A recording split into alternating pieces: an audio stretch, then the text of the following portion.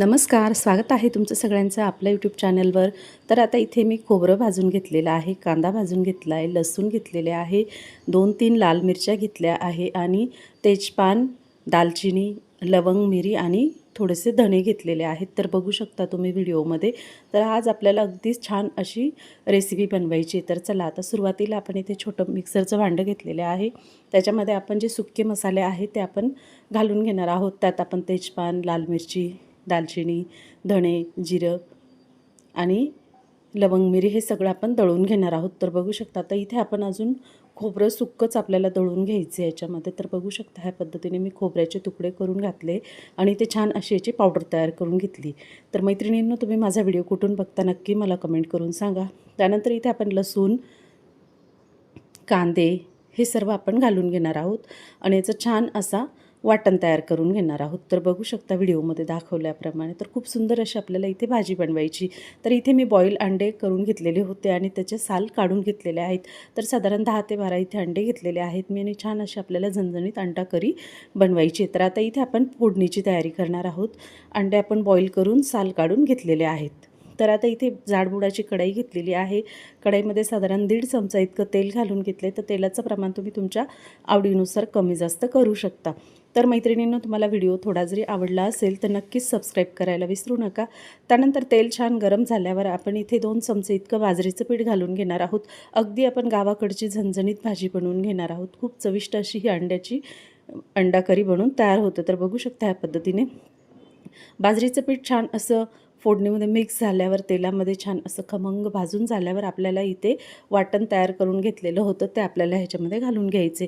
याच्यात आपण अजून मसाले वगैरे घातलेले नाहीत. तर बघू शकता इथे छान असं याची फोडणी तयार करून घ्यायची. तर आपल्याला तेलाचं प्रमाण आणि वाटणाचं प्रमाण, मसाल्यांचं प्रमाण तुम्ही तुमच्या भाजीच्या क्वांटिटीनुसार कमी जास्त करू शकता.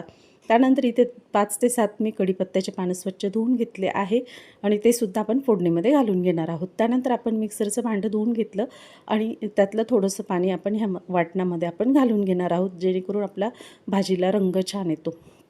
त्यानंतर इथे मसाले घेतलेले आहे.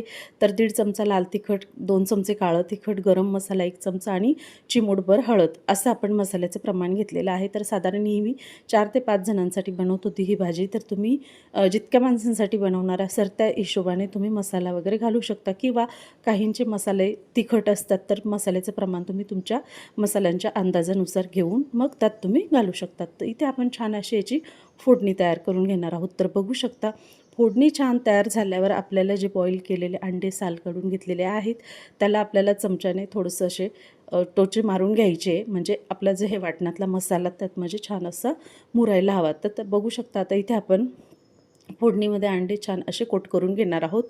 तर ह्या पद्धतीने तुम्हीसुद्धा करून बघा. अगदी झटपट आणि चविष्ट अशी भाजी बनवून तयार होते. त्यानंतर इथे आपण साधारण 1.5 ते 2 ग्लास इतकं गरम पाणी केलेलं आहे आणि ते आपण ह्या भाजीमध्ये घालून घेणार आहोत. आपल्याला ह्या भाजीमध्ये गरम पाणी करूनच घालायचे, जेणेकरून भाजीचा रंग आणि चव दोन्ही भन्नाट येतं. त्यानंतर इथे आपण चवीनुसार मीठ घालून घेणार आहोत. तर मैत्रिणींनो, सुरुवातीला ही भाजी पातळ वाटते, पण हळूहळू जशी उकळते तशी तशी तिला दाटसरपणा खूप असं छान येतो. तर आपण ह्याच्यात बाजरीचं पीठ घातल्यामुळे खूप सुंदर अशी याची चव आणि दाटसर अशी आपली भाजी बनवून तयार होते.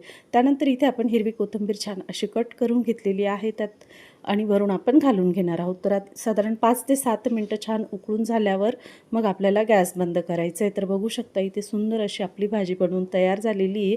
तर नक्की करून बघा आणि तुम्हाला व्हिडिओ थोडा जरी आवडला असेल तर चॅनलला सबस्क्राईब करायला आणि शेअर करायला अजिबात विसरू नका. तर बघू शकता आपली झणझणीत अशी अंडा करी बनवून तयार झालेली आहे.